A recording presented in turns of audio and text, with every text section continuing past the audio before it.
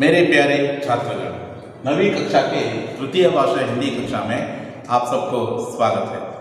बच्चों, पिछली कक्षा में हम गुलाब सिंह नामक पाठ के बारे में चर्चा कर रहे थे। इस गुलाब सिंह नामक पाठ में किसके बारे में कहते हैं? प्रधान अंश है स्वतंत्रता के बारे में कहते हैं।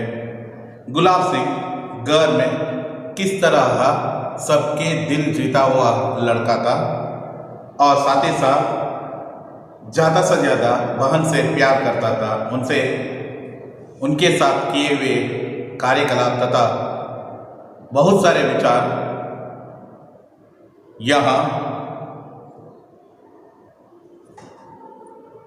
गुलाब सिंह तथा गुलाब सिंह के बहन की दिल में छा चुकी थी। ऐसी स्थिति में एक दिन अचानक मुरझाए हुए फूलों में एक नई जान आ गई। किस तरह का जान? आज जुलूस निकलने वाले हैं। जुलूस निकलते हैं, वो भी किसका जुलूस है? स्वतंत्रता का जुलूस है। स्वतंत्रता का झंडा, यानी झंडा यहाँ स्वतंत्रता का प्रतीक है। यह झंडा लेके जाने वाले हैं, स्वतंत्रता का जुलूस चलने वाले हैं। इस जुलूस में गुलाब सिंह भी भाग लेने वाले थे। मगर अफसोस की बात यह है कि उसी समय बादशाह का हुक्म था कि जुलूस ना निकले और इससे शहर में एक आतंक छा चुका था। गुलाब सिंह बहुत नाराजगी व्यक्त करते हैं। हमें जुलूस आगे लेके जाना है, क्योंकि क्या है, एक बार स्वतंत्रता के भूख को तृप्त किए तो सदैव वह हमारे हृदय में उत्कट भाव जागृत करते हैं, यह उनकी कहना था। और इस तरह रुके हुए जुलूस को आगे बढ़ाने के लिए वह स्वतः अपने बहन की पुरानी ओढ़नी से झंडा बना लिया। उस झंडे में लाल तथा हरे रंग चढ़ा दिया। इस तरह झंडा बनाकर आगे बढ़ने वाले हैं। उसी वक्त बहन उसको रोकती है और कहती है, भैया मैं भी तुम्हारे साथ चलती हूँ। उस वक्त कहते हैं गुलाब सिंह, नहीं, तुम्हें मेरे साथ नहीं आना है। मुझे ऐसी विदा करो कि जैसे राजकुमारी अपने भाई युद्ध के लिए जाते हैं ना, उस तरह तुम मुझे विदा कर दो। खुशी से वह भाई को विदा करती है।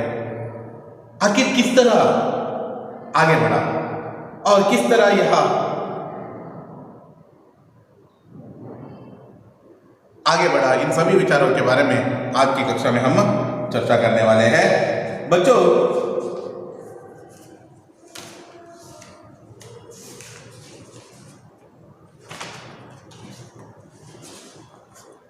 लास्ट जुलूस निकल कर आगे बढ़ते वक्त किस तरह आगे बढ़ा देखेंगे। कुछ दूर जाने पर बादशाह के सिपाहियों ने झंडे वालों को रोका। भाई झंडा लेकर जा रहा था, उसी वक्त झंडा वालों को रोका। वह न रुका। जो वहां जा रहे थे ना, वह न रुका। बादशाह के सिपाही ने गोली चला दे, वह गिरा, झंडा न गिरा। वह उसके हाथ में ही था। गोली चलते देख कोई उसके पास न आया। बहन ने भाई को गिरते देखा, वह दौड़ पड़ी। भाई खून से लथपथ पड़ा था। वह पुकारती रही, भैया भैया। भाई के प्राण मानो यह अमृतवाणी सुनकर लौट पड़े। वह बोला, तू आ गई, यह झंडा ले। बहन ने झंडा थाम लिया। भाई चला गया। बहुत रोई, पर झंडा हाथ में उठाए रहे। बादशाह के सिपाही मानो गढ़ जीत कर चले गए। लोग भागे आए। उन्होंने भाई का देह उठाए। आगे आगे झंडा लिए बहन चलने लगी। बादशाह का हुक्म था, जुलूस नहीं निकलेगा। जुलूस निकला। झंडा नहीं निकलेगा, झंडा निकला। बड़ी शान से निकला। यह बालक था गुलाब सिंह, जो अपनी सुगंध बिखेर कर चला गया। यहां हमें इसके बारे में देखना है, आखिर यह किस तरह का सुगंध बिखरते हैं। कोई भी व्यक्तिगत आगे नहीं आए थे। उस वक्त गुलाब सिंह आगे आया और झंडा लेकर आगे बढ़ा। आगे बढ़ते हुए गुलाब सिंह को सिपाहियों ने रोका, बादशाह के सिपाहियों ने रोका, क्योंकि बादशाह का हुक्म था कि जुलूस ना निकले। इसी समय वह किस तरह आगे बढ़ रहा था, देखिए। गुलाब सिंह हाथ में झंडा लिए हुए है, वैसे लहराते हुए आगे बढ़ रहा है। उनके पीछे बहुत बड़ा जुलूस निकले हुए जुलूस में क्या होते हैं, देखिए। झंडे वालों को और जुलूस को सिपाहीगण ने रोका, बादशाह के सिपाहीगण ने रोककर उन्होंने कहा, ठहरो। रोके तो भी, उनके हाथ में बंदूक है, ये सभी है, फिर भी ये गण, ये भाई है ना, गुलाब सिंह है ना, सिपाहीगण कहने पर भी नहीं रुका, आगे बढ़ा। आगे बढ़ते बढ़ते इस तरह बढ़ रहा है, इससे क्रोधित हुए सिपाहीगण, बादशाह के सिपाहीगण क्रोधित होकर वह क्या करते हैं, देखिए। बादशाह के सिपाहीगण सीधा इन पर गोली चला दी। किस पर गोली लगा? क्योंकि यहां आगे है गुलाब सिंह।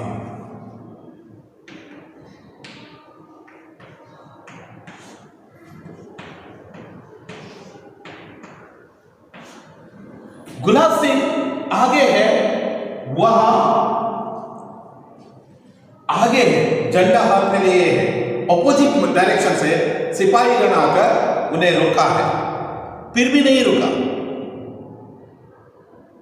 उनका अधिकार है, बादशाह का अधिकार है, इसको रोके तो नहीं रोके तो वो चुप बैठते हैं क्या? नहीं, उन्होंने सीधा गोली चला दी। गोली चलते ही जो जुलूस में आए थे ना लोग, वह सभी भाग निकले,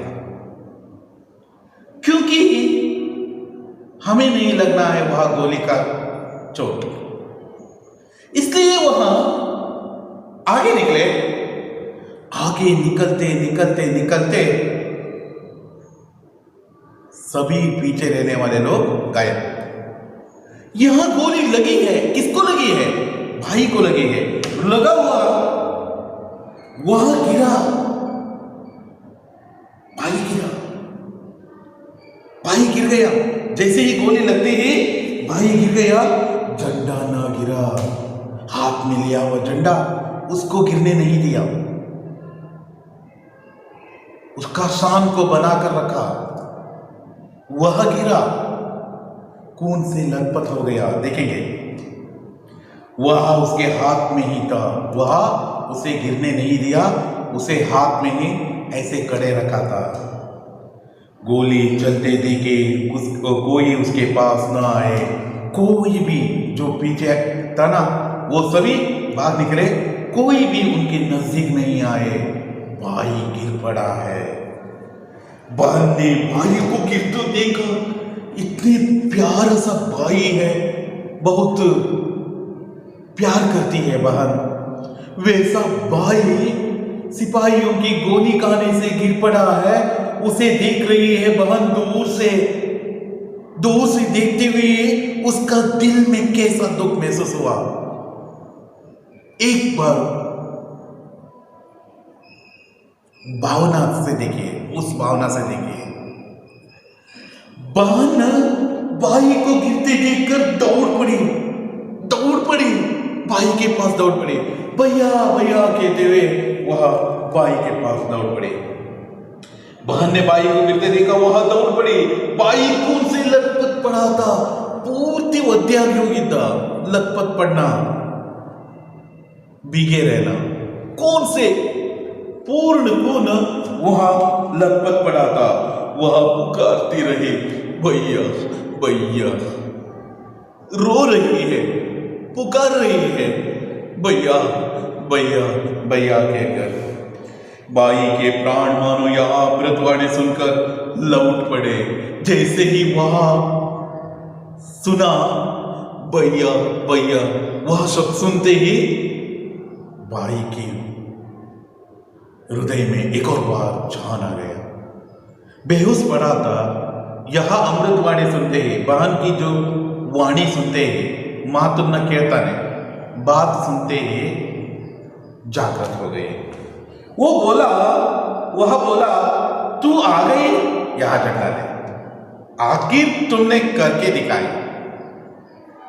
फाइनली यू केम हियर, तू आ गई, ओके आ ही गई है ना, ले लो झंडा। जो यहां झंडा गिरने नहीं देना है, ऐसे ही बनाकर रखना है। झंडे को शान बनाकर रखना है, उसे कभी गिरने नहीं देना है। क्योंकि क्या है, मेरा देश है, मेरा देश होने के नाते यह अत्यंत अनिवार्य है, अत्यंत अनिवार्य है। आपको याद रहना है।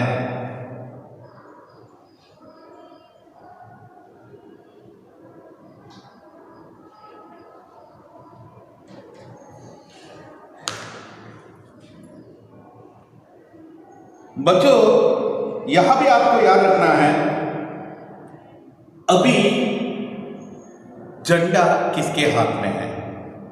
बहन के हाथ में। याद रखना है, बहन के हाथ में झंडा है, बाई गिर पड़ा है। क्यों गिर पड़ा है?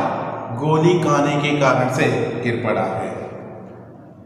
बहन ने झंडा थाम लिया मतलब अपने हाथ में ले लिया। बहन ने झंडा थाम लिया, जो भैया के द्वारा दिया हुआ वह झंडा अपने हाथ में थाम लिया। बाई चला गया, बाई चला गया, अपना भव्य सुगंध बिखेर कर, यानी चारों ओर स्प्रेड करके। किस तरह का? सिपाही और नहीं तो बादशाह के डर से हमें घर में नहीं बैठना है।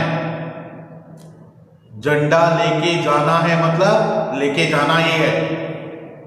चाहे कितने भी बड़े दुश्मन आ सके, उनसे डरना नहीं है, धैर्य से उन्हें उनके सामना करना है। बहन ने झंडा थाम लिया, बाई चला गया। बहुत रोई पर झंडा हाथ में उठाए रही। बहुत रोई। प्यारा सा, दिल छुआ हुआ, बहुत प्यार करने वाले भाई सदा के लिए चले गए। उस वक्त बहन बहुत रोई, लेकिन देश का शान झंडा को उठाए रखी। बादशाह के सिपाही मानो गढ़ जीत कर चले गए। जैसे ही बाई गया है ना, यह होते ही वहां से चले गए। मध्य गुलाब सिंह को गिरते देखकर ही वहां चले गए।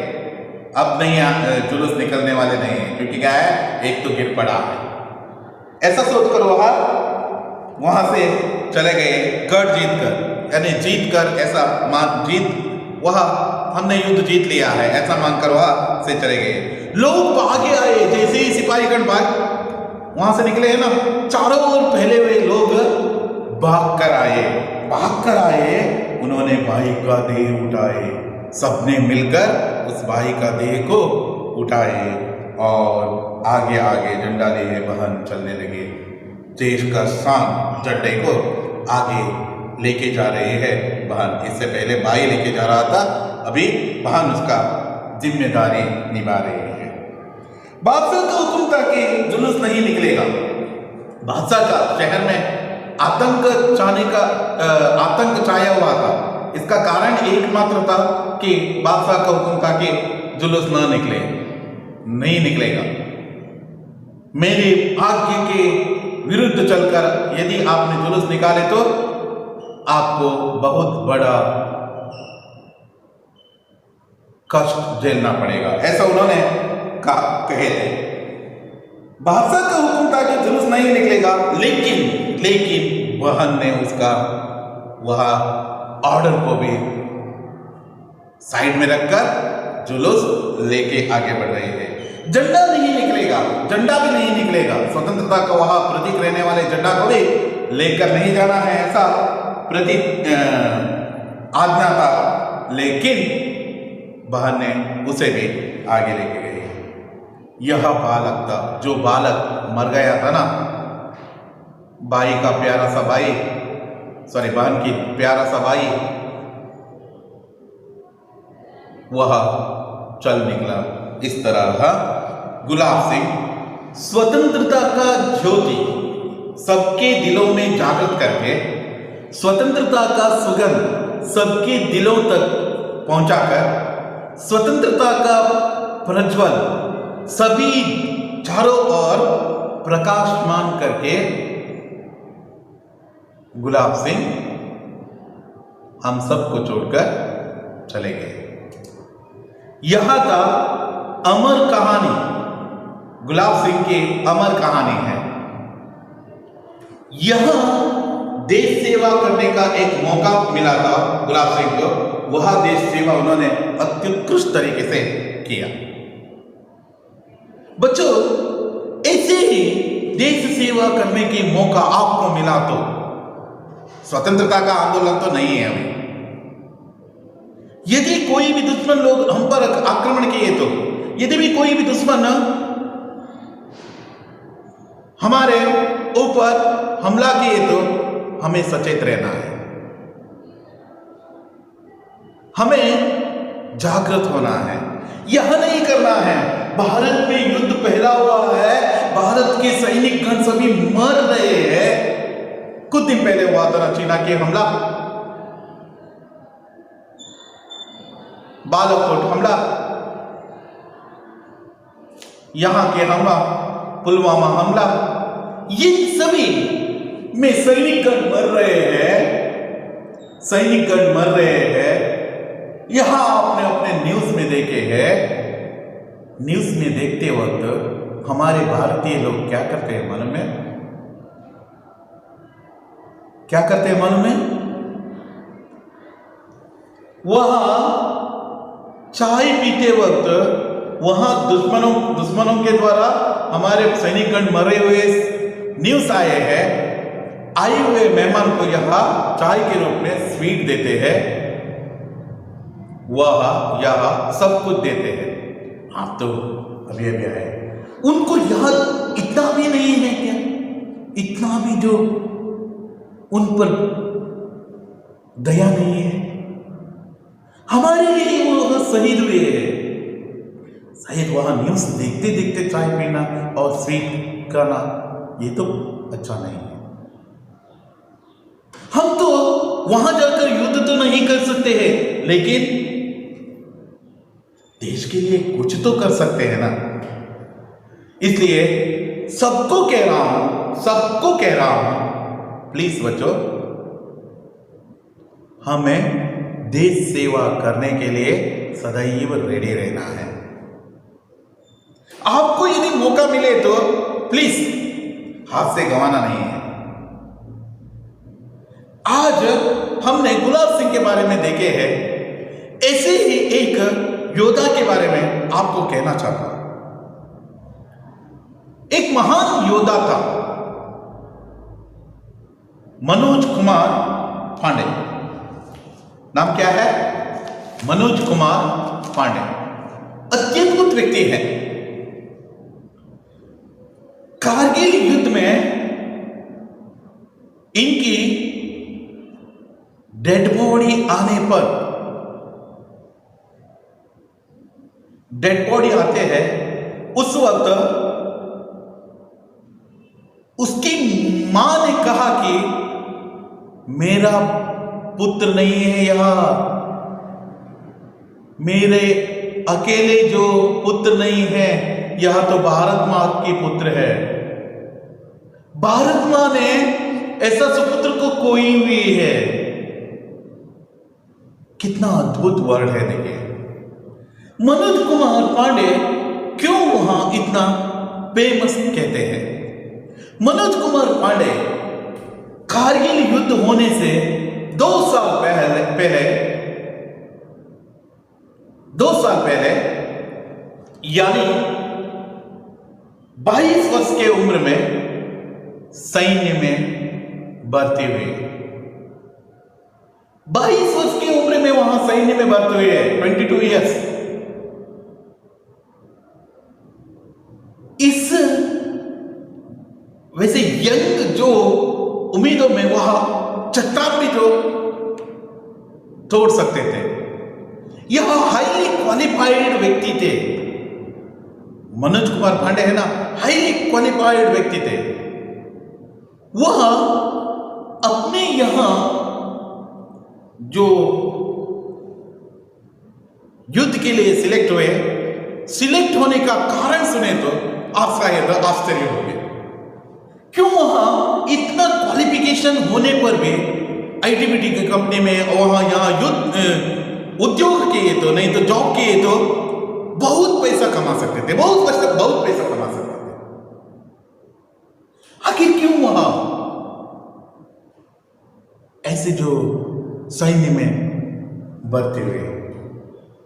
जब इंटरव्यू लेते वक्त उनको पूछा गया, क्यों भाई इतना बड़ा क्वालिफिकेशन है तुम्हारा, बहुत पैसा कमा सकते हो, क्यों तुम्हें इस युद्ध में भाग लेना है? यह कहने पर उन्होंने क्या कहा मालूम है? मेरे प्यारे छात्र, उनकी कहना देखिए, कोई भी कंपनी में गए तो भी बहुत सैलरी तो देते हैं, मेरा जीवन का वहां मकसद में पूरा नहीं कर सकता हूं। क्या था वह मकसद? मुझे लाइफ में एक बार तो जरूर परमवीर चक्र प्राप्त करना है। कोई भी कंपनी यह परमवीर चक्र नहीं दे सकते हैं। मंगल पांडे का यहां जवाब सुनते ही मनोज कुमार पांडे का यह जवाब सुनते ही ऑफिसर उसको सिलेक्ट की तो उनका दुर्भाग्य है और खुश नसीब है, या तो वहां मानते हैं मेरा खुश नसीब ही है। 2 साल बाद कारगिल युद्ध हुआ। कारगिल युद्ध में पाकिस्तान के खिलाफ लड़ना था। पाकिस्तान के खिलाफ लड़ते वक्त इसको बहुत ऊपर तक चढ़ना था।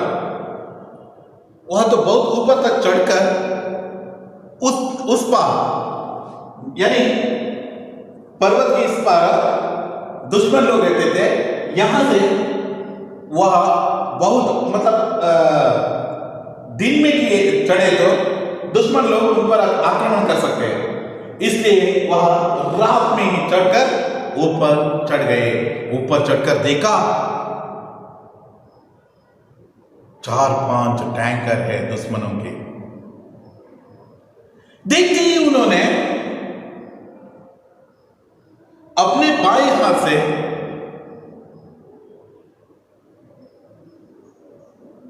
अपने राइट हैंड से 2 ग्रेनेड उस टैंकर पर फेंका। दो टैंकर वहां ही निर्नाम। टैंकर से निकली हुई कुछ गोली इन पर आ टूटे और हाथ टूट गया। टूटा हुआ स्थिति में नहीं था, लटक रहे थे। लटके हुए हाथ को अपने सिपाहियों की मदद से कमर पर बांधकर दोबारा युद्ध करने के लिए आगे बढ़ा। दूसरे हाथ से एक और बार फिर ग्रेनेड उन पर फेंका तो 2 भी टैंकर, बाकी 2 टैंकर भी बस चूर चूर हो गया। उससे निकले हुए गोले इनके यहां आकर लग गए। इस समय पर भी जब भागते हुए दुश्मन लोग भाग रहे थे, इनको देखकर मनोज कुमार पांडे ने क्या कहा मालूम है? छोड़ो मत उन दरिंदों को, नहीं तो दुश्मनों को। उनको छोड़ना नहीं है। क्यों छोड़ना नहीं है? उनको मारना है। वो हमारे देश पर आक्रमण करने आए थे, आक्रमण करने आए थे। छोड़ना मत, kill them, kill them, kill them, ऐसा कह रहे थे। जब उसकी डेड बॉडी घर आए, उनके डायरी में लिखा हुआ अंतिम शब्द था। सभी सिपाहीगण अपने डायरी में अंतिम शब्द लिखते हैं। वहां लिखा हुआ अंतिम शब्द था कि क्या था? देखिए, यदि डायरी में लिखा हुआ अंतिम शब्द के सबको उत्तेजित करते हैं, यदि मेरे खून की ताकत दिखाने से पहले मुझे मृत्यु आए तो भी, मेरे खून की ताकत दिखाने से पहले मुझे मृत्यु आए तो भी, उस मृत्यु को भी मैं चुनौती दूंगा, उस मृत्यु को भी मैं चुनौती दूंगा। ऐसा कहते हुए अपने घरों का जो अंतिम शब्द लिखकर रखा था, मृत्यु को भी चुनौती दूंगा, मार गिरा दूंगा उस मृत्यु को। ऐसा कहते हुए, यह पढ़ते हुए मां रो पड़ी और ऐसे सुपुत्र को मैं जन्म देकर अत्यंत गर्व महसूस करती हूं, ऐसा कहकर आंखों से आंसू बह निकले। यह था मनोज कुमार पांडे जी का अत्यद्भुत कहानी। बच्चों, ऐसे ही एक नहीं है, दो नहीं है, हजार नहीं है, लाखों से भी ज्यादा सिपाहीगण देश के लिए लड़ते लड़ते लड़ते लड़ते मर गए हैं। इनकी यह बलिदान को हमें पहचानना है, इनकी यह सैक्रिफाइस को, हमें त्याग को हमें समझना है।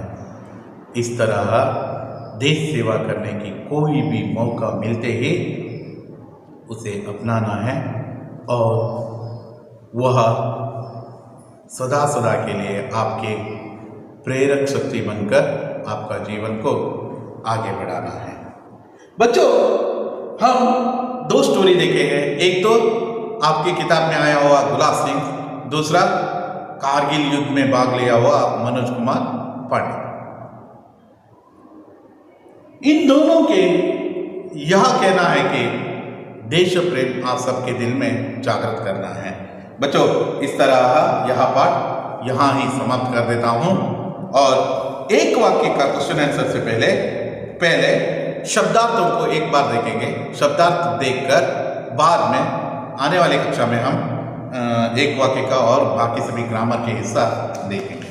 बच्चों देखिए, शब्दार्थ है चा, असर, प्रभाव, दुलारा, लाडला, भूखा, ज्वर, तस्वीर, चित्र, जुलूस, जनयात्रा, बादशाह, राजा, हुकुम, आदेश, आज्ञा, रोले, तिलक लगाने की, लाल बुकनी, चूर्ण, आभामंडल, कांति का घेरा, बलैया लेना, बलाई लेना, किसी के कल्याण के लिए कामना करना, बिखेरना, इधर उधर फैलाना, लथपथ पड़ना, बीग हुआ, बीग होना, सना हुआ, ताम, पकड़, शाम, टाट बाट, प्रतिष्ठा, सुगंध, सुहास, सुपुष्प। इस तरह हम गुलाब सिंह के बारे में चर्चा किए हैं।